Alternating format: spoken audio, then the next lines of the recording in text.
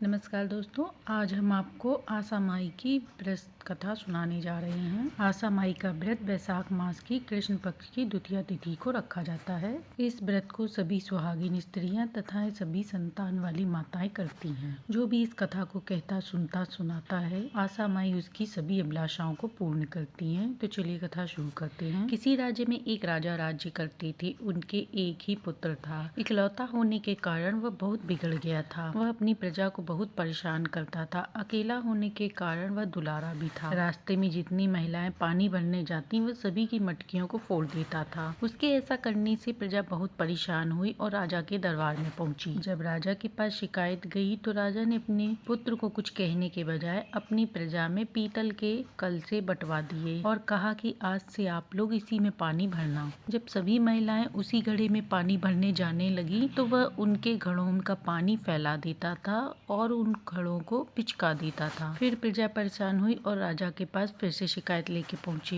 रोज रोज की उल्लंघनों के कारण राजा फिर से परेशान होने लगा था। एक दिन राजा को बहुत गुस्सा आया। उसने कहा, इकलौता है, इसका मतलब ये नहीं कि ये कुछ भी करेगा। इसके बाद क्रोध में आकर राजा ने अपने पुत्र को देश निकाला दे दिया और राज दरबारियों से कह दिया कि गेट के बाहर लिख दे कि ये जो भी अन्न जल छुएगा वो इसके लिए पाप है। राजकुमार आता है। जब यह सूचना पढ़ता है, पढ़ने के बाद उल्टे पांव वापस चला जाता है। चलते चलते वह बहुत दूर चला जाता है और उसके पैर में कंकड़ चुभ जाता है। वही पीपल के पेड़ के पास बैठकर कंकड़ निकालने लगता है। पेड़ के पास बूढ़ी 4 महिलाएं बैठी थीं। चारों आपस में कहने लगी, इसने मुझे प्रणाम किया, इसने मुझे प्रणाम किया। इसके बाद चारों ने कहा कि चलो इसी से पूछ लेते हैं कि इसने किसको प्रणाम किया। चारों ने जाकर पूछा, बेटा तुमने किसे प्रणाम किया। राजकुमार ने देखा तो पूछा, आप लोग हैं कौन। तो सबसे पहले वाली माई ने कहा, मैं भूख माई हूँ। तब लड़के ने कहा, जब भूख लगती है तो रूखा सूखा खाने से भी पेट भर जाता है और 56 भोग खाने से भी पेट भर जाता है, इसलिए मैंने आपको प्रणाम नहीं किया। दूसरी माई ने कहा, मैं प्यास माई हूँ। तो राजकुमार ने कहा, जब प्यास लगती है तो आप हाथ से भी पानी पी सकते हैं और किसी गिलास से भी पी सकते हैं, इसलिए मैंने आपको भी प्रणाम नहीं किया। फिर तीसरी माई ने कहा, मैं नींद माई हूँ। तो राजकुमार ने कहा,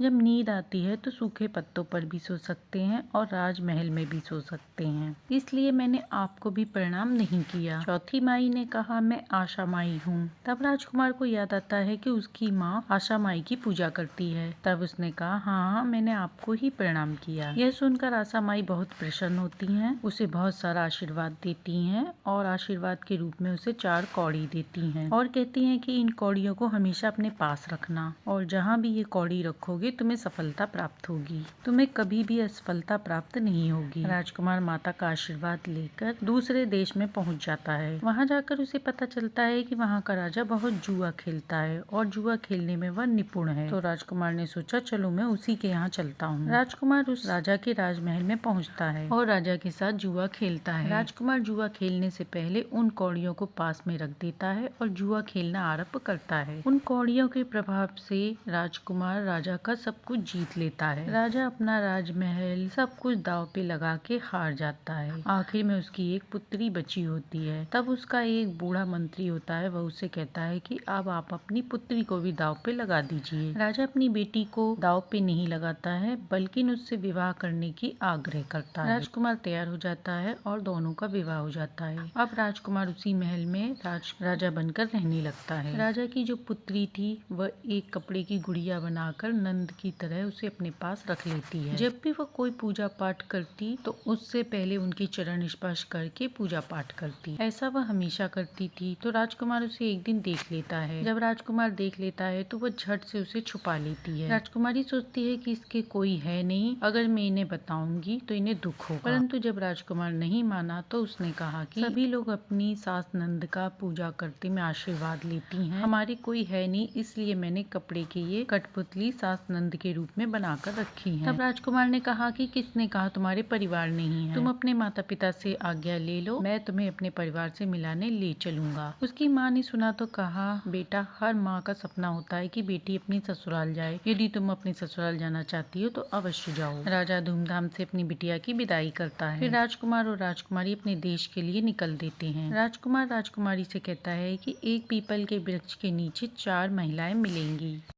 उनमें से एक बूढ़ी आशा माई है, उनके पैर छूना, उनके आशीर्वाद लेना, उनके मुख पर अगर कुछ लगा हो तो अपनी चुनरी से साफ कर देना। जब रास्ते में दोनों चलते हैं तो उसी पीपल के पेड़ के नीचे चारों माताएं मिलती हैं। राजकुमारी आशा माई के चरण छूकर अपनी चुनरी से उनके मुंह पोंछती है, उनका साज श्रृंगार करती है, जिससे आशा माई उससे बहुत प्रसन्न होती हैं और उसे पुत्रवधू होने का आशीर्वाद देती हैं। उसके बाद दोनों अपने देश को पहुंचते हैं। दूर से लोग देखते ही सोचते हैं कि कोई राजा सेना लेकर चढ़ाई करने आया है। उधर पुत्र के वियोग में राजा रानी रोते रोते अपनी आंखें खो देते हैं। राजा सोचता है कि अब पुत्र भी नहीं है, किसके लिए युद्ध करूं। हाथ में पान और गड्डी लेकर वह पैदल ही चल देता है। पुत्र दूर से ही देखता है कि उसके पिता पैदल आ रहे हैं। वह भी रथ से उतरकर अपने पिता से मिलने के लिए पैदल आता है। दोनों पिता पुत्र जैसे ही आमने सामने आते हैं, पिता अपने पुत्र की आवाज पहचान लेता है और दोनों एक दूसरे के गले लग जाते हैं। इसके बाद सभी लोग महल में आते हैं। महल में आके पुत्र अपनी माता के चरण स्पर्श करता है और अपनी पत्नी से भी चरण स्पर्श करवाता है। सभी लोग खुशी से मिल जाते हैं। एक दिन पुत्र अपनी माता को सारी बात बताता है कि जब वह यहाँ से गया तो उसके साथ क्या क्या हुआ। इसके बाद वह ये भी बताता है कि यह सब आशा माई की कृपा से ही हुआ है। तब राजकुमार की माँ पूरे मन से आशा माई की पूजा आराधना करती है और पूरे नगर में आशाएं बंटवाती है और पूरे नगर में कहलवाया जाता है कि आज से सभी लोग आशा माई की पूजा व्रत आराधना करें। इसके बाद सभी लोग सुखपूर्वक जीवन यापन करने लगते हैं। कुछ समय बाद राजकुमारी को एक पुत्र की प्राप्ति होती है। सभी लोग सुखपूर्वक रहने लगते हैं। तो प्रेम से बोली आशा माई की जय हो। तो ये थी आशा माई के